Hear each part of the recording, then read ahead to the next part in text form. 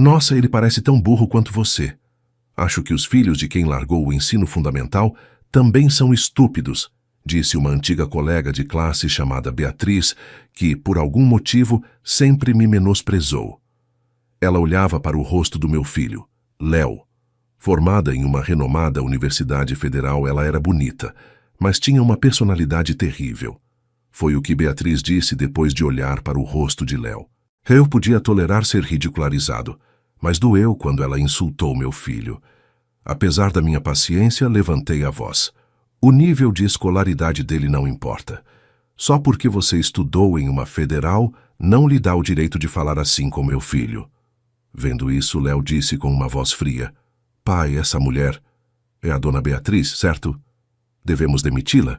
Léo pode parecer ter 10 anos, mas ele não é uma criança comum de 10 anos. Beatriz viria a perceber isso mais tarde. Meu nome é João. Eu era provavelmente um aluno mediano do 8º ano naquela época. Fazia parte do time de futebol, às vezes no banco, às vezes não. Diferente dos caras populares, eu não tinha namorada. Sim, apenas um aluno de 8º ano totalmente comum. Eu tinha um ponto forte e um ponto fraco. Primeiro, minha força era a matemática. Eu não era bom em todas as matérias, mas por alguma razão, a matemática simplesmente fluía para mim. Eu resolvia problemas sem muita dificuldade, mesmo que fosse um problema avançado que eu via pela primeira vez. Eu era o único na minha série que conseguia resolver alguns problemas difíceis e mantive a primeira posição em matemática desde que entrei na escola. Eu amava especialmente os números binários. Parecia romântico contar em um sistema diferente da base 10. Parecia um jogo e era muito divertido. Por outro lado, minha fraqueza, ou melhor, a pessoa que eu não suportava, era uma bela colega de classe chamada Beatriz.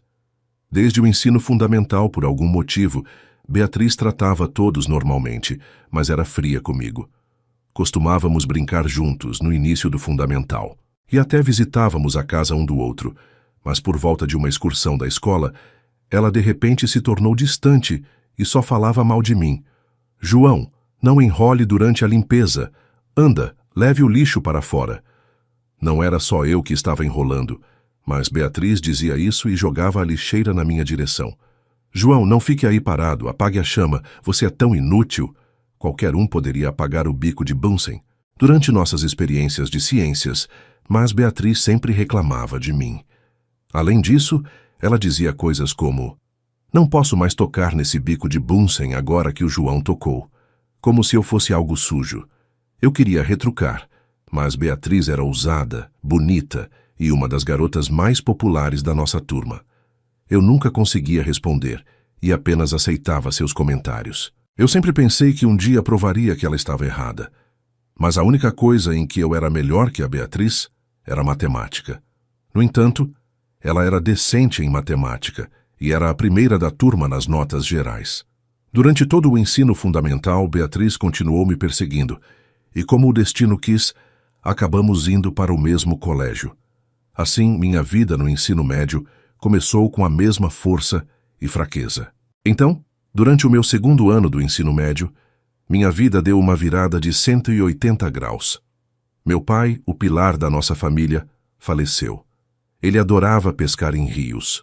Uma manhã, enquanto ia pescar, ele pegou o caminho errado em uma estrada na serra e caiu de um penhasco com o carro e nunca mais voltou.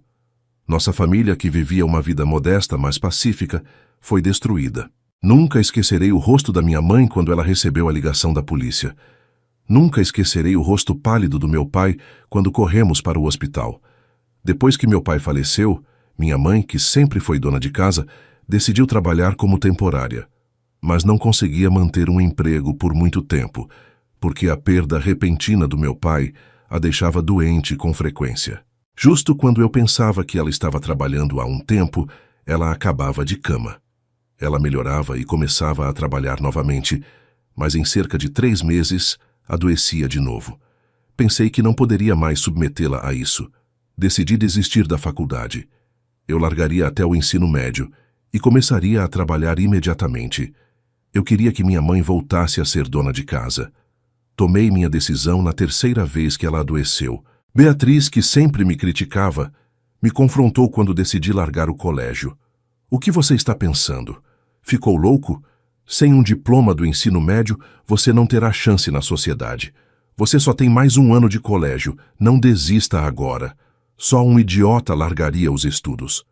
Beatriz desaprovou veementemente minha decisão, mas não havia como mudar minha opinião. Entreguei meu pedido de desligamento naquela semana e deixei o colégio no fim de semana. Depois de sair, primeiro consegui um emprego de meio período em uma loja de conveniência local. Eu nunca tinha trabalhado antes, já que meu colégio não permitia empregos de meio período. Então, cada dia era uma nova experiência para mim. Era cansativo, mas eu havia me comprometido a sustentar nossa casa e não havia como voltar atrás. À medida que me acostumava com o trabalho na loja de conveniência, comecei a trabalhar meio período em um pub à noite. Minha mãe, vendo as queimaduras ocasionais com que eu chegava em casa, chorava, preocupada com meu estilo de vida irregular. Ainda assim, nem tudo no trabalho era difícil. Enquanto eu continuava com meus empregos de meio período, um novo capítulo começou na minha vida. Havia uma moça chamada Laura que trabalhava como garçonete no pub. Laura frequentava uma renomada universidade estadual próxima, estudando robótica. Laura e eu começamos a conversar um pouco mais durante as horas em que havia menos clientes. Acontece que robótica envolve muita matemática, e eu achei as aulas da faculdade que Laura compartilhava comigo realmente interessantes. Gradualmente, me interessei por robótica. Sempre que eu não estava escalado na loja de conveniência durante a semana, eu ia para a universidade com Laura e assistia secretamente às aulas. As aulas eram desafiadoras, com muitas teorias desconhecidas, mas eu pegava emprestada a carteirinha de estudante de Laura para estudar na biblioteca depois. Às vezes, eu me perguntava se estaria frequentando aquela universidade se não fosse pelo acidente do meu pai, mas encontrei satisfação em meus dias de trabalho agitados e havia um sentimento de realização em sustentar minha mãe. E, acima de tudo, experimentar meu primeiro amor foi maravilhoso. Laura, sendo 3 anos mais velha, parecia muito madura. Cada conversa com ela era estimulante, mas quando passeávamos pela orla do rio, suas expressões eram infantis e adoráveis. Eu queria proteger o sorriso de Laura para sempre. Como esperado, Laura foi para o mestrado. Sendo uma das melhores alunas, parecia que muitos laboratórios de pesquisa a queriam. Ela escolheu um laboratório de pesquisa liderado por um professor conhecido. Como a pesquisa de Laura muitas vezes se estendia até tarde da noite, ela largou o emprego de meio período no pub. Assim, não nos encontrávamos mais no trabalho, mas todas as noites, quando eu terminava meu próprio trabalho, eu visitava o apartamento de Laura, valorizando os poucos momentos que podíamos passar juntos. O apartamento de Laura parecia o de uma estudante de ciências estereotipada. Além dos móveis e utensílios domésticos essenciais, havia pilhas de livros especializados por toda parte. A essa altura, eu não conseguia compreender a complexidade dos livros que Laura estava lendo, mas ela ocasionalmente simplificava sua pesquisa para mim. Sabe, João, depois de trabalhar alguns anos, você sempre pode escolher ir para a faculdade, ela disse. Eu pensei que tinha desistido da ideia, mas foi Laura quem me mostrou essa opção. Acontece que nem todo mundo que entra na faculdade é um recém-formado do ensino médio, com 18 ou 19 anos. Muitos adultos também fazem isso. Aqueles que trabalharam após o ensino médio e depois sentiram o desejo de estudar mais. Mas, Laura, eu nem me formei no ensino médio. Quando mencionei isso, Laura me falou sobre o Enseja. Aparentemente, mesmo para alguém como eu que não se formou, se você passar no teste, pode se inscrever para a faculdade. No momento, eu não tinha dinheiro para as mensalidades da faculdade e estava no meu limite apenas para sustentar minha mãe e a mim. Mas um novo sonho nasceu em mim: economizar dinheiro e ir para a faculdade um dia. Meus encontros com Laura eram principalmente em seu apartamento ou no campus da universidade, mas eram sempre muito divertidos. O restaurante universitário, o famoso bandejão, era barato e saboroso. Laura adorava o açaí do bandejão. Toda vez que eu comprava um para ela e levava para sua mesa, ela ficava tão feliz. Eu frequentemente pensava que se pudesse ganhar mais, poderia pagar um açaí para ela em cafés chiques, em vez do bandejão. Mas a alegria que ela encontrava naquele açaí do bandejão me fazia valorizá-la ainda mais. Laura sempre me dizia: se você quer ganhar mais, não pode apenas trabalhar mais horas. Há um limite de quantas horas uma pessoa pode trabalhar. Em vez disso, melhore suas habilidades. Se você conseguir ganhar mais por hora, você ganha mais, mesmo que trabalhe as mesmas horas. Você deveria se concentrar em aprender. Seguindo seu conselho, aprendi a usar softwares que não sabia antes e até tirei um certificado de culinária. Com isso, o gerente do pub me elogiou e aumentou meu salário por hora. Como resultado, pude comprar para Laura o colar que ela estava de olho para o Natal. E com minhas habilidades de informática aprimoradas, consegui um emprego como instrutor de informática por recomendação de um amigo, deixando meu emprego na loja de conveniência. Ensinar informática para pessoas da comunidade significou um aumento significativo em meus ganhos mensais. Nessa época, minha mãe, sentindo-se mais saudável, começou a trabalhar meio período, reduzindo o fardo financeiro sobre nossa casa. Pouco a pouco, comecei a economizar dinheiro. Com economias em mãos, comecei a pensar em me casar com Laura, e quando Laura se formou no mestrado, na primavera, nós alegremente nos casamos. Nossa vida juntos, enquanto ela começava seu trabalho como pesquisadora, foi incrivelmente feliz. Alugamos um lugar pequeno, mas quem chegasse em casa primeiro fazia o jantar, e comíamos juntos todas as noites. Até os momentos apenas deitados juntos, eu me sentia tão feliz por estar ciente da presença de Laura ao meu lado.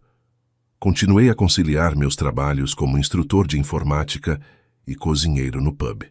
Um dia, o gerente me abordou, dizendo que queria que eu chefiasse a cozinha de um novo pub que estava abrindo. Meu salário por hora aumentou um pouco mais. João, vamos guardar o dinheiro extra para quando você for para a faculdade um dia, sugeriu Laura.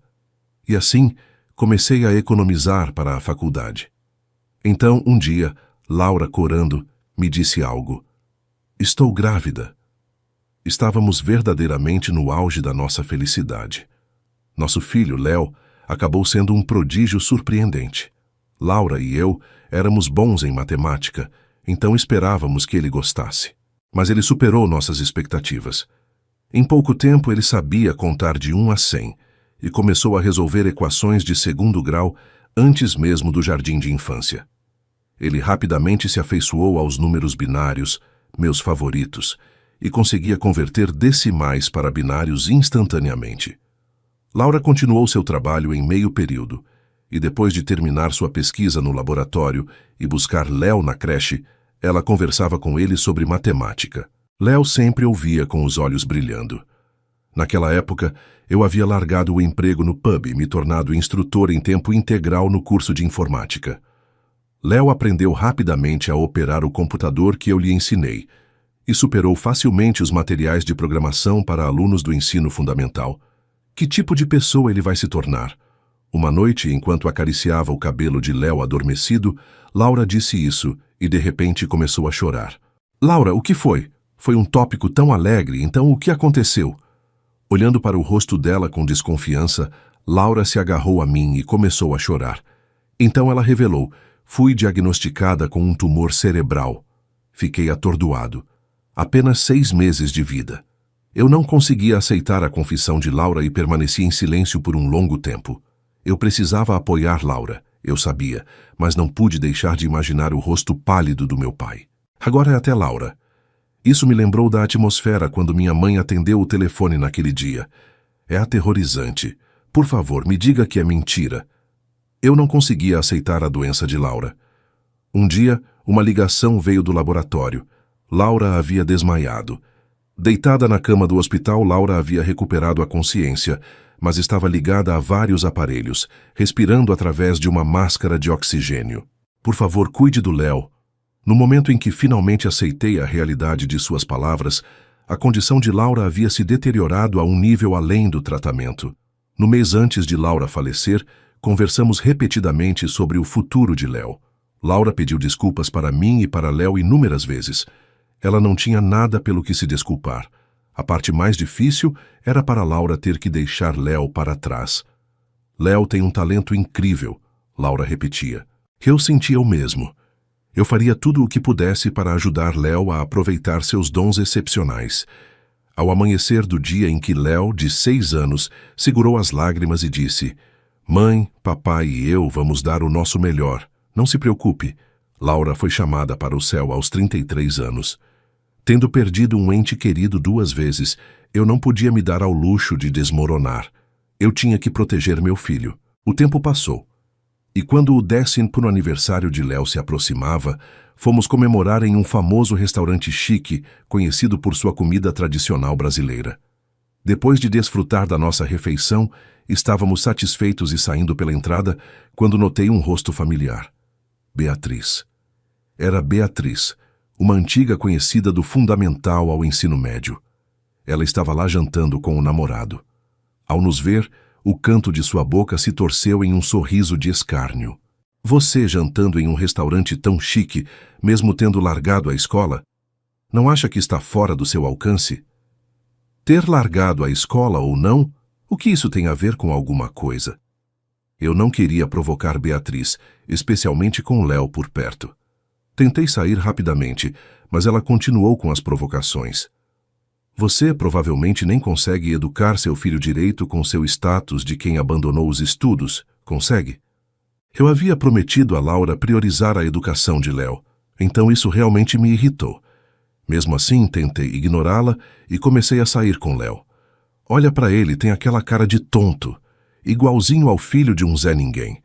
Acho que a estupidez é de família. Beatriz foi mais longe. Embora eu pudesse lidar com insultos dirigidos a mim quando ela insultou Léo, eu perdi a cabeça e respondi: "Minha formação educacional não tem nada a ver com isso. Só porque você estudou numa federal não lhe dá o direito de falar assim do meu filho." De repente, Léo disse com uma voz fria: "Pai, essa mulher é a dona Beatriz, certo? Devemos demiti-la?" "O que você está falando, Léo?" Tentando repreendê-lo, Léo continuou: "Ela é uma parceira de negócios da minha empresa. Ela pode não me conhecer, mas eu já a vi. Ela é da empresa de segurança que nós terceirizamos. Então, no mínimo, posso removê-la do projeto atual, certo, dona Beatriz?" "Léo, não há necessidade de retaliar. Não importa o quanto sejamos provocados." Eu tentei silenciar as palavras duras de Léo. "O quê? Como um garoto como este pode estar associado à minha empresa? Não há como você me demitir, continue sonhando." Claramente abalada por ser abordada por Léo, Beatriz retrucou e desapareceu no restaurante com seu parceiro. "Léo, você não deveria falar sobre demitir alguém assim", eu o aconselhei. Mas Léo ainda parecia descontente. Léo desenvolveu um aplicativo de álbum de fotos digital. Tornou-se um sucesso massivo. Com os lucros, montamos uma empresa para desenvolver o próximo aplicativo. No papel, eu estava listado como o CEO, mas na realidade, era Léo quem estava no comando da maioria das coisas. A segurança desse aplicativo de álbum foi terceirizada, e Beatriz trabalhava para a empresa terceirizada. Alguns dias após o incidente no restaurante, ocorreu uma violação de dados na empresa de Beatriz. Felizmente, as informações vazadas não estavam diretamente relacionadas ao aplicativo de Léo, mas nos vimos arrastados para toda a confusão. Foi você, não foi? Guardando o rancor daquele incidente, Beatriz acusou Léo de ser o culpado. Léo ficou, é claro, indignado. Sentindo-se ofendido, ele estava determinado a encontrar o verdadeiro culpado. Felizmente, o método do vazamento não era muito complicado. Com a ajuda de todos no laboratório, quando descriptografaram o código e rastrearam o endereço, surpreendentemente, levou ao computador de Ricardo, o namorado que a acompanhara ao restaurante. Quando Beatriz o confrontou, Ricardo admitiu prontamente: Eu só estava com ciúmes de como a Beatriz parecia capaz de fazer qualquer coisa." Beatriz teve um flashback com aquelas palavras. Uma época no passado em que ela se sentiu inferior ao seu primeiro amor em matemática e agiu com maldade por frustração. Ela pretendia confessar seus verdadeiros sentimentos e pedir desculpas por seu comportamento passado quando se formassem no ensino médio. Mas ele largou a escola e ela nunca teve a chance. Beatriz veio à minha casa para se desculpar e compartilhou a história. Fiquei totalmente chocado ao ver a orgulhosa Beatriz quase se curvando ao chão em remorso. Sua confissão de que uma vez teve sentimentos por mim foi ainda mais surpreendente. Léo não disse muito, mas pareceu sentir algo no pedido de desculpa sincero de Beatriz e em sua promessa de ajudar Ricardo a se reerguer. Laura, o Léo fez 10 anos hoje. Estamos visitando o túmulo de Laura. O aplicativo de fotos ainda está vendendo muito bem, ele relatou em frente ao túmulo de Laura. Mas eu fiz algo errado, admitiu Léo por conta própria. Algumas pessoas com quem trabalho falaram mal de mim e eu retaliei com rancor. Mesmo sendo o mais forte, acabei intimidando a pessoa mais fraca. Como pai, senti-me aliviado ao ver Léo refletindo sobre suas ações.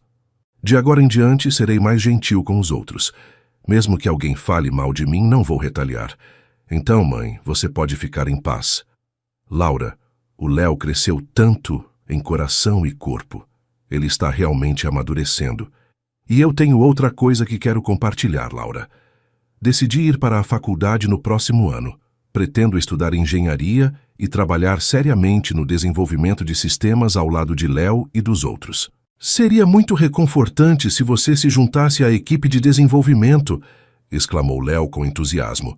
Quando eu crescer, também vou para a faculdade, disse Léo. Quero frequentar a mesma que a mamãe. Sim, e no futuro quero ser um pesquisador como a mamãe. Deixo a empresa para você, pai, disse Léo com um sorriso travesso. Laura, ele está crescendo tão forte e capaz. Parece que vai demorar muito até eu ir te ver, mas até lá terei muitas histórias para compartilhar. Então, por favor, espere por mim aí, sussurrei para Laura em meu coração. João, Léo, eu sempre estarei cuidando de vocês. Senti como se ouvisse a voz de Laura sendo carregada pelo vento. Tudo bem, Léo, vamos tomar um sorvete no bandejão da universidade no caminho para casa. Eba, Léo comemorou. Começamos a caminhar de mãos dadas a caminho de casa, o aroma da primavera começando a se misturar com o ar.